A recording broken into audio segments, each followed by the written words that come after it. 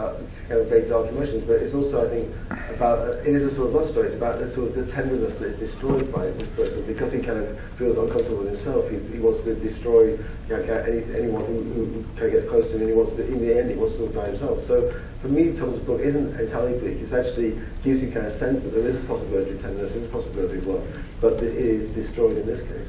Mm-hmm. And in approaching the world of this film, West Texas, Thompson is often discussed as a master of noir, but your approach visually, it's often very, very bright, and you've got that harsh, you've got that sense of the harsh Texas sun coming down on everything. Where did you shoot, and how did you come up with using that particular kind of visual approach? Well, we filmed in a mixture of New Mexico and Oklahoma. Jim Thompson's from Oklahoma, and it's like a lot of places we were just next door to Texas.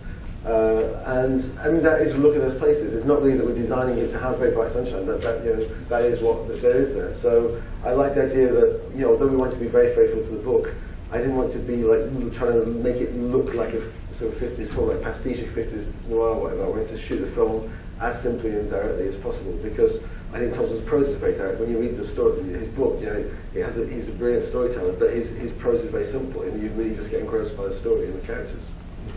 Maybe we can ask each one of the actors how, at the point of getting involved in the film, what they knew of Thompson's world and what they were thinking about the material in and of itself, what made it attractive to them, and what was in it for them that they felt they could bring something unique to. If we could, you have a relatively small but very, very powerful role at the end of the film. Thank you. Very powerful. I think pretty much the last lawman besides Lou left in town. The only person left in the whole town.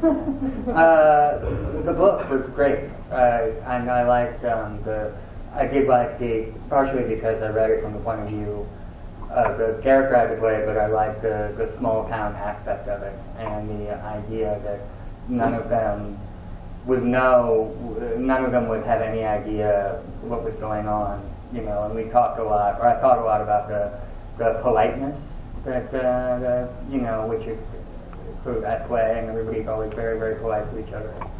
And I just thought that was interesting and really funny, actually, and it's a big feature of the book, and it's a big feature of how he gets away with all the crimes, and so basically I used that as a way into thinking about what I was doing, the courtliness of the people in this small town. Sure. The manners that kind of can sometimes mask something darker. Yeah, exactly. And Liam? Yeah, well, I just really liked, pretty much my characters just got a relationship with Tom Ford that, it's pretty much the whole, I just really liked that. I don't know, I just really liked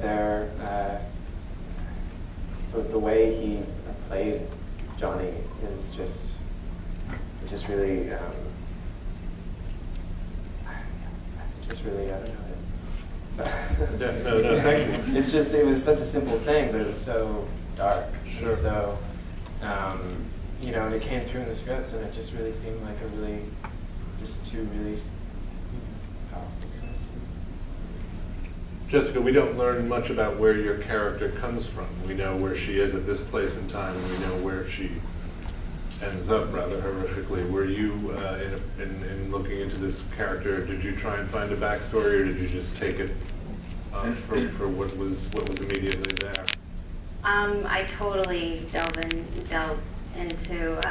into my character's backstory. I mean, when I read the script, I thought the script was actually, believe it or not, a watered down version of the novel. And then when I met with Michael and I read the novel, I was like, I want to shoot this because the book is really powerful in so many ways. I think socially at that time, women like Joyce probably had no other way to make a living on their own and to be independent.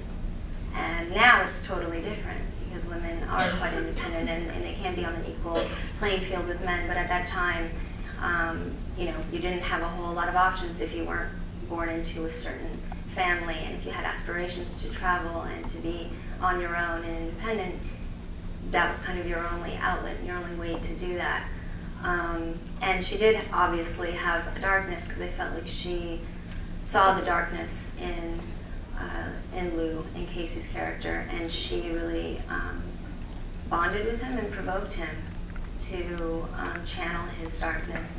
And I almost felt like she wanted, she didn't have the courage herself to go through with what she wanted to do to herself. But if she inspired him or provoked him to do that to her, so that was sort of the place that I came from when I was playing it.